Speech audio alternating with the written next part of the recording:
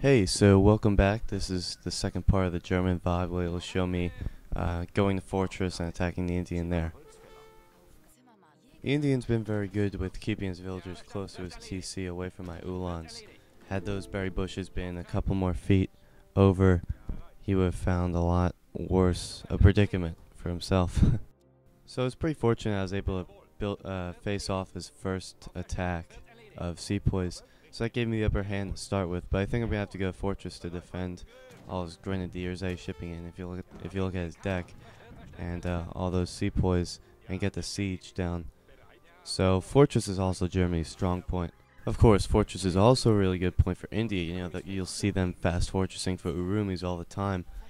But I think now they have the upper hand, he's trying to mass up his army again, using all those colonial cards in his deck that you might have seen earlier. I want to address a point earlier that was brought up, was that, settler wagons are actually better to use for building buildings, as opposed to a normal villager in the beginning of colonial, or discovery. Settler wagons are better to use in the end game, in the later game, as opposed to the early game. That's what I was talking about, because while the settler wagon is walking, he's losing those villager points, as opposed to a regular villager. I mean, there's no rush to get that house up in the beginning, you know? So I just wanted to clarify for that point.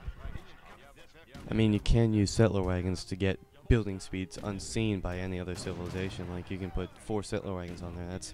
That's pretty much 8 villagers on your building. So that's amazingly fast. But yeah, you can see we got a battle here. Got my pikes coming in to defend the Expos.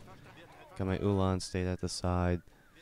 But I think that he's got more resources in his military, and I take too much losses. Too risky.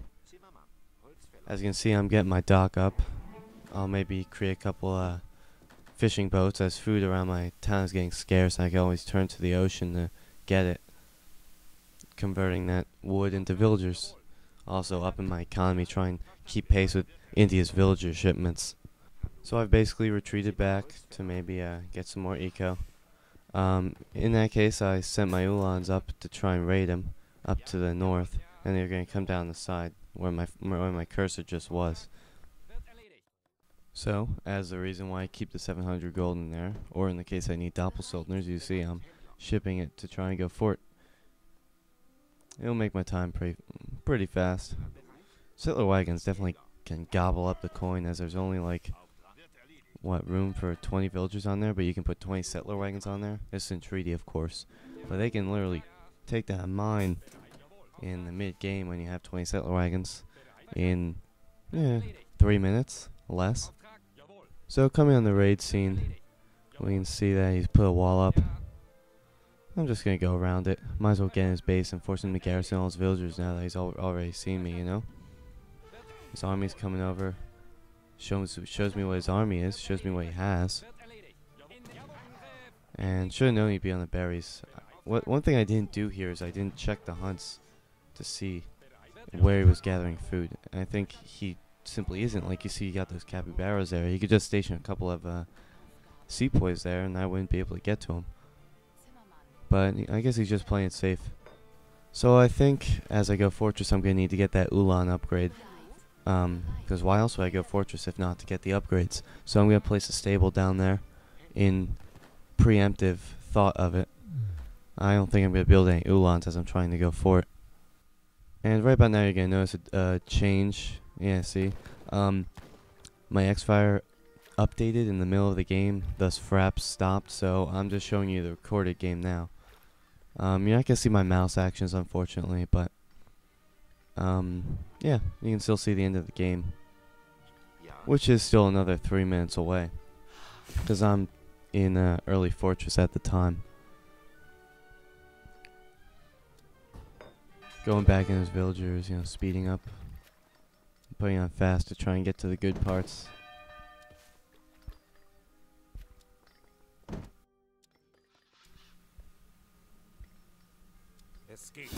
I actually have a specific hotkey for my house's Q, or I think it used to be the back mouse button. So it'd be really easy to just set up a house, one click, click on villager, and then click my thumb on the mouse, and you'll get an easy house. And if I just hold down the shift button, I can 1, 2, 3. Get building a house and then back onto the wood or food or whatever I'm gathering. Something interesting to say. I think it's mouse button 4. So I've hit Fortress Age. One thing I didn't do here that I probably should have was upgrade my Expos. I figured it was a dead-end technology, but as I have, like 30 Expos there, it probably would have been worth it. I do upgrade my Uhlans. I try and get some skirmishers out. But the big battle for Middle-earth, or I mean, my base, comes up soon. You'll see he brings his Cav here to try and raid, but just a bad spot for him. Here comes all the big forces, because I've already hit Fortress, and he's like, well, best not let him get any good units out or good shipments, otherwise I'm screwed. So here he comes. He doesn't have that much Cav, but he kind of forces my pikes up to the top there. It's a good decision on his part, but I still have my Uhlans to try and defend. So he's got a whole bunch of siege in there. He's got those sepoys, he's got grenadiers, he's got hoop throwers. I'm going to bring my pikes in to try and force him into melee. I'm going to run him into there, and I'm going to put him into cover mode. That way they'll take less damage. I mean, they really don't dish out much to start with anyway, so it's okay. A little mistake. He kind of brings in his Travois and a villager or two. And of course he's got a whole bunch of siege there, so I'm going to bring out the Minutemen. I'm going to kind of run around the Uhlans until some of the sepoys die.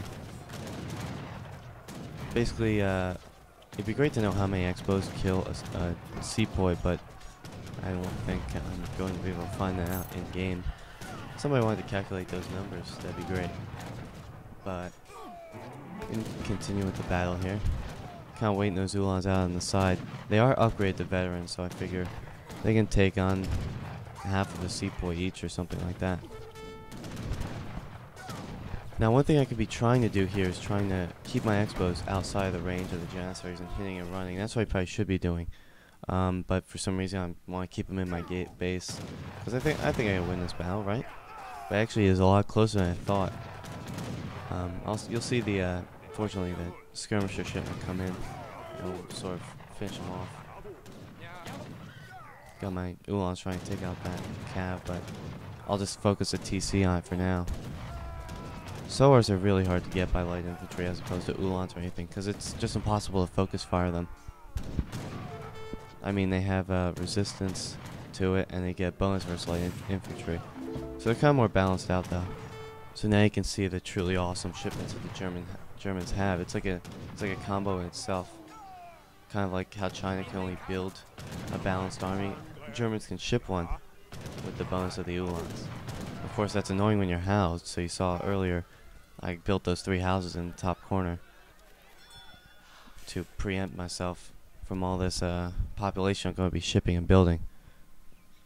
You'll see me over here kind of like attacking this treasure, because ooh, a lot of gold. That could be more skirmishers, but it's actually, those pirates are a bit stronger than I thought.